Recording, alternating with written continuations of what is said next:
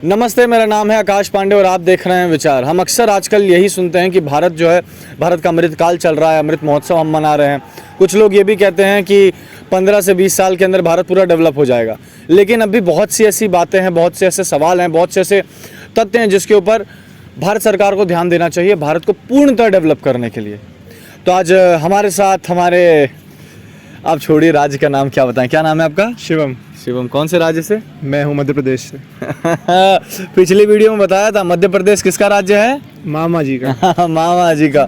देखते हैं कि नहीं वीडियो? सब्सक्राइब किया ना? बिल्कुल यार। जब बात। अच्छा, तो एक बात बताइए कि जो लोग बोल रहे हैं कि डेवलपमेंट हो रहा है, क्या सही में डेवलपमेंट हो रहा है? एक यूथ की तरह मैं पूछ रहा हूँ आपसे। हमारे हिसाब से तो हो रहा है, क्योंकि अभी कल ही जैसे 11 नई वंदे भारत चालू हुई है। अच्छा, है ना? वो मेरे को पता है। कुछ बोलना मत, मुझे सब पता है। उसके अलावा फिर अभी जो इंफ्रास्ट्रक्चर बढ़ रहा है, इतना नितिन गडकरी जी इतने सारे हाईवे वगैरह बनवा रहे हैं, हमें तो लग रहा है हमारे हिसाब से डेवलपमेंट हो रहा है। अच्छा, कितना उम्र हो गया आपका? ये बातें बताई नहीं जाती, नजर लग जाती है। मेरा 21 साल। वोट दिए हैं? बिल्कुल दिए हैं। किसको दिए? छोड़े, इलीगल हो जाएगा वोट, ये सब बात पूछना। ठीक है, बहुत बहुत धन्यवाद आपका। इनके हिसाब से डेवलपमेंट हो रहा है क्योंकि नितिन गडकरी साहब कर रहे हैं डेवलपमेंट। मुझे लग रहा है आप बीजेपी से हैं। बिल्कुल, ये बातें बताई नहीं जाती। अच्छा, हमारे साथ एक और हमारी फ्रेंड है जो किसी वकालत से हैं ना आप? जी, आप हमें इस बारे में बताइए कि गवर्नमेंट जो डेवलपमेंट के लिए जिस रिफॉर्म्स पे काम कर रही है, क्या वो सही कर रही है या किसी और चीज़ों के ऊपर गवर्नमेंट को ध्यान देना चाहिए? आई बिलीव कुछ और चीज़ें हैं। Of course the government is working very progressively, लेकिन अभी भी आई फेल कि कहीं ना कहीं नीड है कि हम अभी भी डेवलपिंग नेशन से फुल्ली डेवलप्ड नेशन की तरफ जा रहे हैं। तो ऑफ कोर्स कुछ कमियां हैं जिनके ऊपर ध्यान देना चाहिए। And beyond that not only development but also other factors जो गवर्नमेंट इग्नोर कर रही है, तो उन पे भी ध्यान देना चाहिए। कौन से ऐसे फैक्टर, अगर कुछ ऐसा बताना चाहें तो? फिर भी सिंस मैं लॉ से हूँ तो ऑफ कोर्स मैं उसके अराउंड ही बात करूँगी। तो when we call that everybody is equal in front of law, but ऐसा कुछ नहीं है। एंड ये सिर्फ मैं विमेन राइट्स के अकॉर्डिंग नहीं कह रही। आई बिलीव कि मेन के लिए भी राइट्स होने चाहिए जो कि नहीं है। अगर हम मैरिटल रेप पे विमेन की बात करते हैं तो हम मैरिटल इश्यूज पे मेन की भी बात करें। वाह, बहुत बोल्ड ओपिनियन इन्होंने दिया है। मतलब ये जो एक वुमेन कार्ड वाला समाज था, उनके मुंह पर आपने एक अपना इक्का फेंक दिया। बहुत अच्छा लगा सुनकर। कैसा कॉन्फिडेंस आ जाता है यार हम लोग के बारे में कोई बात करता है तो। अच्छा, हम हॉस्टल में घूम रहे थे तो वहाँ पे हमें एक इंसान मिले जो थोड़े जियो पॉलिटिक्स के बारे में जानते हैं। आइए उनसे बात करते हैं कि आप एक बात बताइए कि जो देश का प्रधान होता है, ठीक है, उसे सिर्फ देश के बारे में मेरे हिसाब से नहीं सोचना चाहिए, उसे पूरे दुनिया का तापमान देख के ही कोई निर्णय लेना चाहिए, ठीक है। तो आप क्या चाहते हैं कि प्रधानमंत्री साहब तापमान देखकर भारत के अंदर सबसे इम्पोर्टेंट जो पहला काम या दूसरा या तीसरा काम कौन सा करें? 3 काम के बारे में बता दीजिए।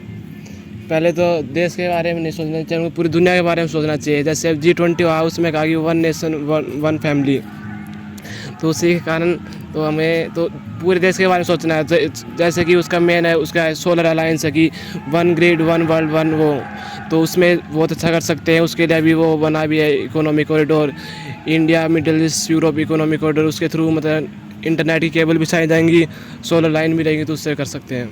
अच्छा, उनसे हम इंटरनेट चला सकते हैं क्या? केबल लाइट ट्रांसफर कर सकते हैं कि सोलर लाइट होती है कि एक टाइम पे दुनिया में दिन एक साथ रात है, तो उसमें मान लें कि अपने इंडिया में रात है तो यूएसए में दिन है, तो वहाँ से अपन लाइट कर ले सकते हैं। ओ भाई साहब, तो बहुत बवाल चीज़ बता दिया। और कुछ एकदम बवाल चीज़ हमारे ऑडियंस के लिए अंडरग्राउंड में कुछ? अंडरग्राउंड तो और कुछ नहीं है। चलिए, बहुत बढ़िया, बहुत बढ़िया। क्या नाम था प्रभु आपका? मैं रोहित। कहाँ से हैं? राजस्थान से। राजस्थान से। गहलोत जी अच्छे बच्चे हैं। गहलोत जी के हैं? मैं बीजेपी। सारे बीजेपी वाले मिल रहे हैं। खैर, ये बात इन्होंने बहुत सही बताई और बहुत उम्दा चीज़ थी। अच्छा, अब एक बार जैसे कि हम राजस्थान में ही हैं तो राजस्थान के एक स्पेसिफिक बंदे से बात कर लें, तो जो राजस्थान में होने वाले रिफॉर्म्स, राजस्थान में होने वाले करामातों के बारे में हमें थोड़ा सा ब्रीफ दे दे। इनका नाम है वैदिक चपलूत। हाँ जी, बिल्कुल। वैदिक जी, एक बात बताइए, राजस्थान के अंदर पिछले एक हम लोगों की नीति है राजस्थान में कि 5 साल कोई और सरकार, 5 साल कोई और सरकार, हम लोग हर किसी को चांस देते हैं, ठीक है। तो इस बार हवा किसकी लग रही है, कौन आएगा? बीजेपी की लग रही है इस बार हवा। हाँ, वो तो इतिहास में लिखा हुआ है। फिर भी मान लीजिए अगर बीजेपी आती है तो वो क्या काम करेगी, और अगर कांग्रेस वापस आ गई तो देश में राजस्थान स्टेट के अंदर और कितना डेवलपमेंट होगा? तो एक तो राजस्थान पे पहले ही बहुत सारा कर्जा है, तो ये फैक्टर होगा। अगर कांग्रेस वापस आती है तो कर्जे के ऊपर उस पर ध्यान नहीं दिया जाएगा। जैसे अभी इलेक्शन जैसे पास में आए तो कांग्रेस ने नीति चला दी है फ्री में सामान बांटने की, फ्री इलेक्ट्रिसिटी, फ्री मोबाइल और ये सब बांट रही है। तो एक तरह से वो पूरा राजस्थान का डेवलपमेंट नहीं कर रही है, वो खुद की पार्टी का डेवलपमेंट और खुद की पार्टी का प्रमोशन कर रही है। जैसे नॉर्मली अपन जयपुर और इधर जाएंगे तो इधर अपन देखते कि सारी हर पोल पे उनके होल्डिंग्स लग रहे कि 100 यूनिट बिजली फ्री, 24 लाख लोगों को, 72 लाख लोगों को फ्री मिली है। तो एक ये फैक्टर है कि कांग्रेस पार्टी खुद के ऊपर काम करती है, राजस्थान के लोगों के उसके ऊपर काम नहीं कर रही है। बट यही फैक्टर हम ले बीजेपी का, तो बीजेपी जैसे हम नेशन में देखेंगे तो वो पूरे नेशन के ऊपर काम कर रही है। जैसे जो सेंट्रल के अंदर पार्टी है तो वो सेंट्रल सबके ऊपर ध्यान दे रही है। तो मुझे ये लगता है अगर यहाँ पे बीजेपी आती है तो वो पूरे पूरी स्टेट के ऊपर ध्यान देगी। तो सबसे पहला फैक्टर होगा कि ऑफकोर्स उनको कर्जे पे काम करना पड़ेगा, टाइम लगेगा, बट 10 साल के अंदर, मेरे हिसाब से 10 से 15 साल के अंदर कर्जे अपन मतलब लेवल पे पहुँच जाएंगे। अच्छा, एक एग्जाम्पल, एक बात मुझे ध्यान पर आई कि आपको याद होगा झारखंड में भी पहले सरकार बनी थी बीजेपी की, परंतु अब वो सरकार नहीं रही है। अब हेमंत सोरेन जी की सरकार है वहाँ पे। झारखंड के अंदर एक बहुत बड़ा ज्योतिर्लिंग है, बाबा बैद्यनाथ धाम ज्योतिर्लिंग, वहाँ पे उन्होंने डेवलप क्यों नहीं करवाया, डेवलपमेंट क्यों नहीं हुआ वहाँ पे? जब 5 साल बीजेपी की सरकार थी, वहाँ के लोग तो लिटरल में, मैं झारखंड में एक बार रिपोर्टिंग कर रहा था तो वहाँ पे लोग बोलते थे कि आप है ना किसी को भी खड़ा कर दो बीजेपी का कमल लगा के और लोग उसको वोट दे देंगे।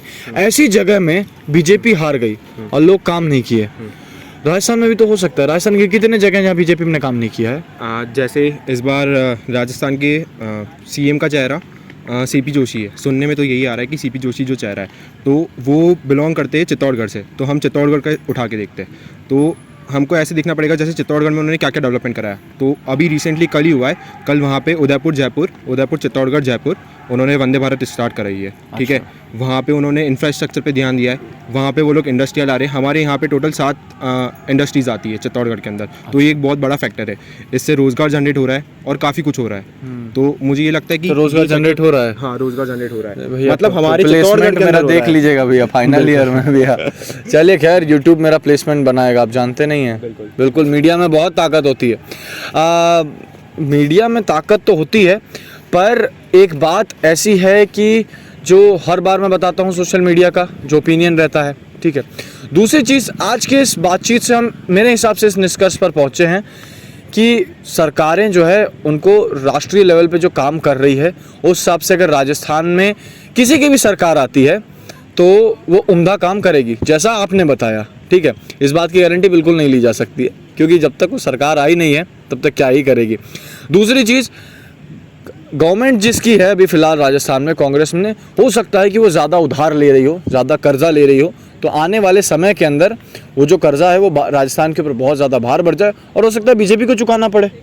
हमेशा तो यही होता है। भारत का एक और ऐसा ही जो जगह है, जो इन्होंने पैसे की बात करी, उसके ऊपर मैं ये भी बोलना चाहूँगा कि भारत का जो इकोनॉमिक सेक्टर है उसको किसी ने एक्सप्लोर नहीं किया है। तो क्या आप बता सकते हैं कि इकोनॉमिक सेक्टर को किस तरह से जो है हेल्प किया जाए इंडिया को डेवलप करने के लिए? Ji, looking at the India's economic policies, the recent national budget which was passed for the year 2023-24, in which the more significance was on the sectors of physical as well as the digital infrastructure, as well as manufacturing, green growth and new technologies. These sectors would be supported with government investments. For economic growth, there are several areas which stand out. For example, pharmaceutical industries, automobile industries, and then there is artificial industries, renewable energies. These are the sectors which will be supported by the government in the recent national budget which was passed. Wow. So now I can say the one of the best opinion what I really got from these 7 to 8 minute video from her, क्योंकि उन्होंने बताया कि भारत को पहली बात कि अपने artificial, अपने ऑटोमोबाइल और अपने इंडस्ट्रियल सेक्टर के ऊपर सबसे ज़्यादा ध्यान देना चाहिए, ना ही कुछ ऐसे लोगों को जिनके पास पावर है और वो लप्पू सा सचिन दिखा रहे हैं। खैर वो भी बात अलग है, लोगों उसके ऊपर बोलते हैं कि भाई वो ISIS से वो जो है सीमा जी जो आई हैं, खैर हम ओपिनियन नहीं दे सकते, हम खाली लोगों की बात कह सकते हैं। तो आज की श्रेणी में हमें यह समझ में आया कि भारत को अपने ऑटोमोबाइल, अपने इंफ्रास्ट्रक्चर के ऊपर बहुत ज़्यादा ध्यान देना चाहिए अगर कंट्री को बहुत जल्दी डेवलप करना है। आपके मन में क्या है, विचार कीजिएगा और कमेंट सेक्शन में लिखिएगा। नमस्ते।